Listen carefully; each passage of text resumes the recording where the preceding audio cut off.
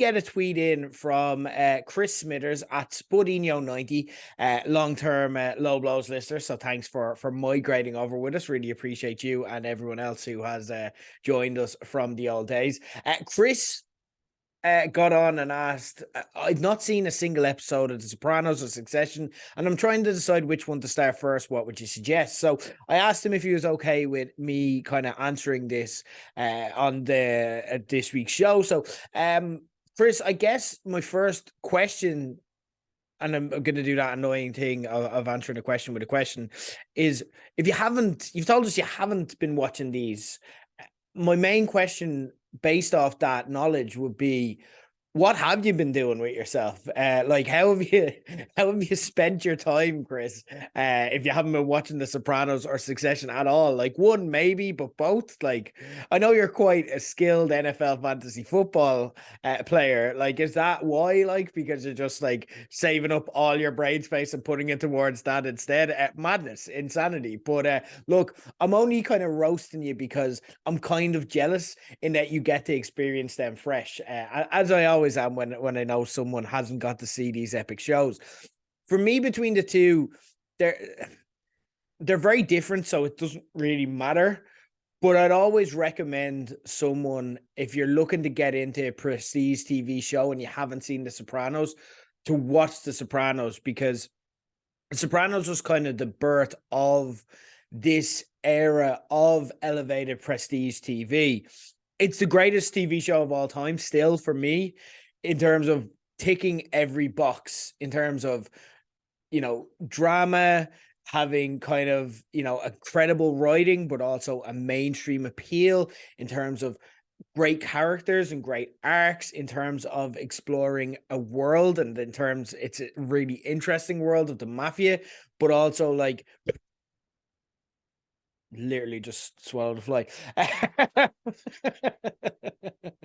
I hate the sun. I hate the sun. I've literally just swallowed a fly as this happened. Like, this is what I say. Like, again, we have this and I don't hate the sun. Like, look, I've had a great weekend, like sunbathing out my back, but we have this knowledge of I can't believe I swallowed a fly in the podcast.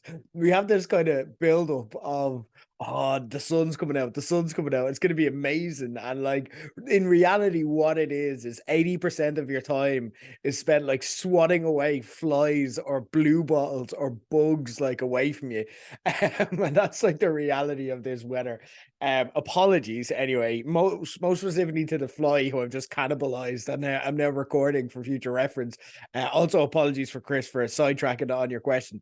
The Sopranos explores everything, like in terms of world. Like, again, it have the really interesting exploration of kind of mafia life, but it also grounds it with that kind of family setting and that everyday drama, but with the obvious context of this is a mob boss who is also being pursued by the FBI, and his business dealings are being discussed on national TV, and he's still living a very kind of open mob life, like cheating on his wife, going out to mad parties in Vegas, and doing ridiculous bets and stuff like that as well.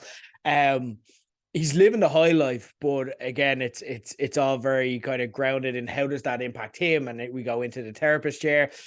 It's got like kind of, the first ever portrayal of a narcissistic mother, I believe, in television history. The first one that I'm aware of anyway. And Livia Soprano is the original evil mother, and one of the greatest villains in TV history as well as a result. And again, like just the characters, the twists in terms of like setting the tone for things like, you always hear people saying, oh, in a HBO drama, the second last episode is always better than the last episode. And this was kind of the first show that did that. But also, like, it has the kind of, it works very much at its own pace. And again, like, I've watched it as recently, I watched it during lockdown. I followed along with the Talking Sopranos podcast, which, it's fine if you really want to watch it. Like, it's presented by the people who played Chris and Bobby, whose names just are escaping me right now. Michael Imperioli is Chrissy, and I can't remember who's Bobby now at the moment. But it was entertaining. But you don't have to go out of your way. But even then, like I kind of, you'll find new reasons to watch it and love it every single time. And there's a kind of new meaning that it has on you as a person, how you see Tony, how you see his relationship with his mother, with his wife and his family. It's kind of like, I liken it to kind of watching The Simpsons, in that you watch The Simpsons when you're a kid and you're like, oh, this is a funny cartoon. They're doing silly things. And then as you grow up and watch each episode at a different stage of your life, it means something very different. And that's kind of very similar with The Sopranos. Like, it has a different resonance when you're in your teens, when you're in your 20s, when you're in your 30s. I'm sure 40s and 50s, it'll hit differently as well. It's a timeless show. It's perfect. And it is the greatest show of all time. And it sets the tone. And without that, we wouldn't have the likes of Succession. So that's where I go. That in terms of Succession, another great TV show, and you'll fly through it. It's hilarious. But also what you have to consider is with Succession, the and it's a fair critique of it, but it's now become almost cliched when discussing the show, is that you have to give it 6 episodes. And there's something that happens in the 6th episode that kind of makes you go, oh, I understand this show now. It's not just following billionaires who are arseholes and kind of, this main Kendall guy that you kind of come across seems like a bit of a bro and a bit like reprehensible, but it's only in the 6th episode that you go, oh, they're idiots, and I can enjoy them being idiots. They're spoiled brats. and then you kind of see it from a different lens, and then like it kind of blends backwards. In the first 5 episodes, I won't say they're a bit of a slog, but it's kind of confusing because tonally, the first time you watch it, and when you watch it and then they hit differently, and they're brilliant episodes. But when you don't know them, you don't know the characters, you kind of look at it as in, oh, like, I don't like any of these people. Why am I following them? Why do I care? All of them are the worst. Like, these billionaires, these spoiled, entitled brats, basically all fighting for power.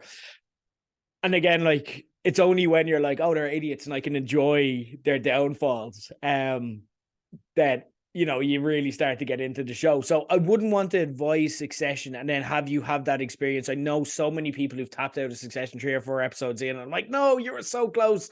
But The Sopranos is perfect from start to finish. The first series is still, for my money, arguably the best series of television. It hits the ground running. It absolutely smashes it. If anything, the second series is like, how do we top that, lads? And they do. They come out swinging by the end. They find themselves, but it takes a bit of time to get back in because the first series is so perfect. It almost feels like a movie that they've told the story they were looking to tell, because I think they only expected to get one series because, again, as much of a monster as The Sopranos became, it never truly was expected, and they've never been a show like that. So they're like, I don't know if this is going to work. I don't know if audiences are going to want to see this type of show because it's so different from everything they've came before. And it turned out that, yes, we did. And that started our obsession with difficult white men that for much of the 21st century, all of the planet has been like, nom, nom, nom, nom, nom.